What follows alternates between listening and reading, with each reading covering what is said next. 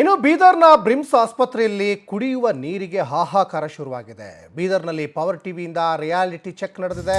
ಇದ್ದ 3 ಶುದ್ಧ ನೀರಿನ ಘಟಕಗಳು ಕೂಡ ಸಂಪೂರ್ಣ ಬಂದ್ ಆಗಿದೆ. ಹೆಸರಿಗೆ ಮಾತ್ರ ಶುದ್ಧ ನೀರಿನ ಘಟಕಗಳು, ಅದರಲ್ಲಿ ನೀರೇ ಬರಲ್ಲ. ಇದು ಬೀದರ್ನಲ್ಲಿ ಪವರ್ ಟಿವಿಯಿಂದ ರಿಯಾಲಿಟಿ ಚೆಕ್ನಿಂದ ಗೊತ್ತಾಗಿರುವಂಥ ವಿಚಾರ. ಇದ್ದ 3 ಶುದ್ಧ ನೀರಿನ ಘಟಕಗಳು ಸಂಪೂರ್ಣ ಬಂದ್ ಆಗಿದ್ದಾವೆ.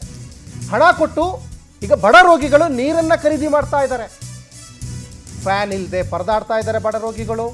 DHO ಇದಾರೋ ಇಲ್ಲೋ ಗೊತ್ತಿಲ್ಲ. ಐವಾರ್ಡ್ನಲ್ಲಿ ರಾತ್ರಿ ಇಡೀ ಫ್ಯಾನ್ ಇಲ್ಲದೆ ರೋಗಿಗಳು ಒದ್ದಾಡ್ತಾ ಇದ್ದಾರೆ.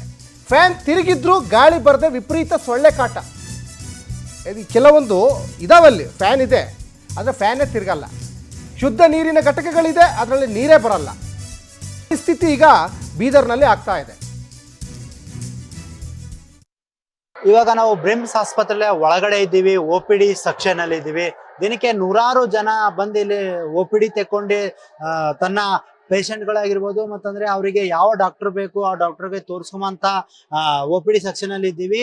ನೀವು ನೋಡ್ಬೋದು ಇಲ್ಲಿ ಫ್ಯಾನಿನ ವ್ಯವಸ್ಥೆ ಇಲ್ಲ. ಮತ್ತಂದ್ರೆ ಈ ಬಿಸಿಲಿನಲ್ಲೂ ಕೂಡ ತಾಪಮಾನಕ್ಕೆ ನೂರಾರು ಜನ ಅದೇ ತರ ನಿಂತಿದ್ದಾರೆ. ಯಾವುದೇ ರೀತಿ ಬರ ಅಂತ ಏನು OPD ತೆಗೆಯಂತ ಜನರಿಗೆ ಆಗಿರ್ಬೋದು, ಮತ್ತಂದ್ರೆ OPD ಒಳಗಡೆ ಏನ್ ಟಿಕೆಟ್ ಕೊಡ್ತಾರೆ ಅವರಿಗೂ ಕೂಡ ಫ್ಯಾನಿನ ವ್ಯವಸ್ಥೆ ಇಲ್ಲ.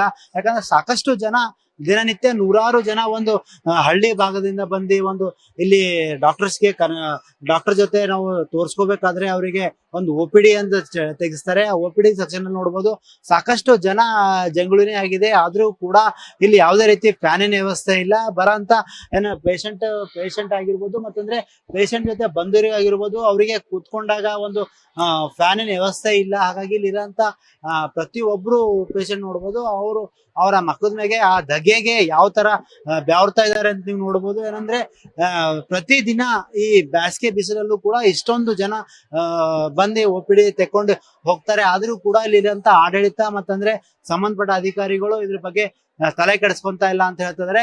ಅದು ಇನ್ನೂ ದಿನಕ್ಕೆ ನೂರಾರು ಜನ ಬಂದು ಒಂದು OPD ಪೇಷಂಟ್ಗಳು OPD ತೆಕ್ಕೊಂಡು ಹೋದ್ರು ಕೂಡ ಇಲ್ಲಿ ಒಬ್ಬ ಪೇಷಂಟ್ಗೆ ಕೂಡ ಧಗೆಯಲ್ಲೇ ನಿಂತ್ಕೊಂಡು 5 ರಿಂದ 10 ನಿಮಿಷಗಳ ಕಾಲ ಆ ಬಿಸಿಲಿಂದ ಹೊರಗಡೆ ಬಂದು ಇಲ್ಲಿ OPD ಸೆಕ್ಷನ್ ಅಲ್ಲೂ ಕೂಡ 10 ರಿಂದ 15 ನಿಮಿಷ ನಿಂತ್ಕೊಂಡು ಒಂದು ಚೀಟಿ ತೆಕ್ಕೊಂಬಂತ ಪರಿಸ್ಥಿತಿ ಆಗಿದೆ. ಆದ್ರೂ ಕೂಡ ಅವರಿಗೆ ಒಂದು ತಣ್ಣಗೆ ಹೊರಗಡೆ ಬಿಸಿಲಿಂದ ಬಂದಾಗ ಹಾಸ್ಪಿಟಲ್ ಒಳಗೆ ಬಂದಾಗ ಕೂತ್ಕೊಳ್ಳೋಕೆ ಒಂದು ತಣ್ಣ ಗಾಳಿ ಆಗಿರ್ಬೋದು, ಮತ್ತಂದ್ರೆ ಕೂಲರ್ ಆಗಿರ್ಬೋದು. ಈ ಬಿಸಿಲಲ್ಲಿ ಪ್ರಮುಖವಾಗಿ ಬೀದರ್ ಜಿಲ್ಲೆಯಲ್ಲಿ ಬಿಸಿಲು ಅತಿ ಹೆಚ್ಚಾಗಿದೆ.